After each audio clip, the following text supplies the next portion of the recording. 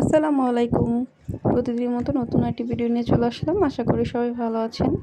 তো আমাদের প্রতিদিনের একটা কাজ, আমার কাজ হচ্ছে আগে বিছানা গুছানো, ঘরদোর গোছানো। আর আনাস বাবুর একটা কাজ, ঘুম থেকে উঠে আগে বারান্দায় খেলতে যাওয়া। এই যে তার খেলনাগুলো সে সব নিয়ে হচ্ছে বারান্দায় খেলতেছিল, পরে ঘরে আসছে। আর এখন যা গরম পড়ছে, তো আমি আগের দিন রাতে যা ভাত রান্না করছিলাম সবগুলোই মানে ছিল দেখা সকালে ভাতই খাইতেছিলাম, নাইলে ভাতগুলো নষ্ট হয়ে যাবে। আসলে ফ্রিজে রাখলেও ভাতগুলো কেমন নষ্ট হয়ে যায়। তারপরে হচ্ছে দুপুরবেলা ক্ষুধা লাগছিল, তো একটু পাস্তা ছিল, আগের দিন বললাম ইমু যে খাই নেই, সেই পাস্তাটা আমি খেয়ে নিলাম। কারণ হচ্ছে দুপুর হয়ে গেছে অনেক।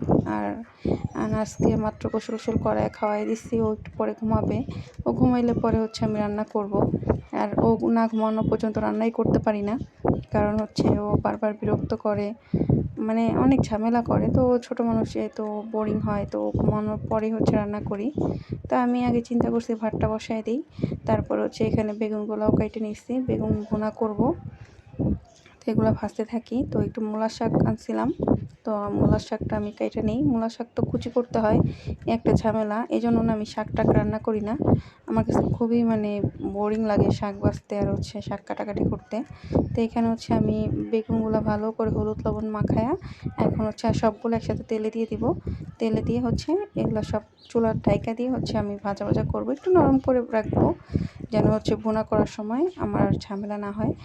তো এখানে হচ্ছে আমি শাকগুলোও কাইটা হচ্ছে একটা বলে নিয়ে নিচ্ছি। এগুলোতে এখন পানি দিয়ে ভালো করে ধুয়ে নিব, তারপরে এগুলো আমি কুচি কুচি করে নেব।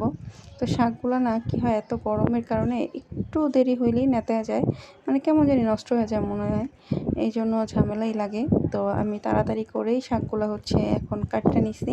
তো এগুলো লবণ দিয়ে হচ্ছে আমি বসাই দিচ্ছি। আর এদিকে মুখ ফোন দিয়ে বলতেছে ও নাকি এখনই চলে আসবে, ওর ক্ষুধা লাগছে অনেক। তো এই জন্য আমি আরও তাড়াহুড়া করতেছি। তো ভাত হয়ে যাওয়ার পরে আরেক চুলা হচ্ছে আমি এখানে বেগুন ভুনাটা বসাই দিচ্ছি। এখানে হলুদ লবণ সব কিছু দিয়ে জিরা দিয়ে আমি বেগুন ভুনা যেভাবে করি সেভাবে বসাই দিচ্ছি। তো আমার ফ্রিজে হচ্ছে টমেটো ছিল ডিপ করা, তো সেগুলো হচ্ছে আমি নামায় হচ্ছে এখন একটু দিছি, একটু কষাই নেব, তারপর হচ্ছে আমার বেগুনগুলো দিয়ে দিব। তো এখানে হচ্ছে আমার শাকটা হয়ে গেছে, তো আমি এখানে পেঁয়াজ রসুন দিয়ে শাকটা দিয়ে দিচ্ছি, সাথে একটু শুকনো মরিচ দেবো। আসলে আমরা মূলা শাক ভাজিতে একটু শুকনো মরিচ খাই, আমার আম্মুকে দেখছি এভাবে মূলা শাক ভাজি করতে। তো এখানে হচ্ছে এখন এগুলো কষানোর পরে আমি এই বেগুনগুলো সব দিয়ে দিব। তো বেগুনগুলো দিয়ে আমি আর কোনো পানি দেবো না, এটাতেই আমি হচ্ছে বেগুন ভুনাটা করবো। জাস্ট অল্প একটু হালকা অল্প একটু পানি দেবো, যেন হচ্ছে মশলাটা বেগুনের মধ্যে ঢুকে ভালো করে, তাহলে যেন খেতে ভালো লাগে।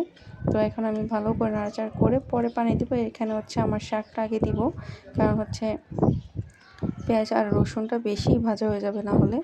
তো এটা আগে শাকটা দিয়ে নিই, তারপর হচ্ছে পানিটা দিয়ে দিব। এই যে পানি দিয়ে দিচ্ছি, তো অল্প পানিতেই এখন হচ্ছে আমি জাস্ট বেগুনগুলা একটু করে নিব। তো আমি এখানে মূলা শাক ভাজিতে কিন্তু অনেক তেল লাগে, আমি বেশি করে তেল দিয়ে মূলা শাকটা একদম ভাজা ভাজা করছি। আর মূলা শাক যদি ভাজা ভাজা না করি ইমু খাইতে চায় না। শুধু মূলা শাক না, যে কোনো শাক যদি একটু ভাজা ভাজা না করি ইমু খাইতে চায় না, বলে ভালো লাগে না এসে। তারপর হচ্ছে ইমু আর আমি একসাথেই খাইতে বসছি খুব দ্রুত। এই যে বেগুনগুলো নিয়ে বসছি, আগের দিনের হচ্ছে উস্তা ভাজি আসছিল, সেগুলো একটু গরম করে নিচ্ছি, যে মূলা শাক ভাজা। আর আগের দিন যে ডাল রান্না করছি সেই ডালটাও নিয়ে বসছি, এখন খাইতে বসছি।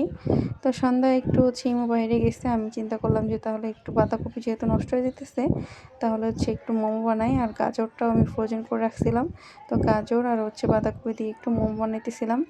আসলে খাওয়া যাক, নাহলে নষ্ট হয়ে যাবে।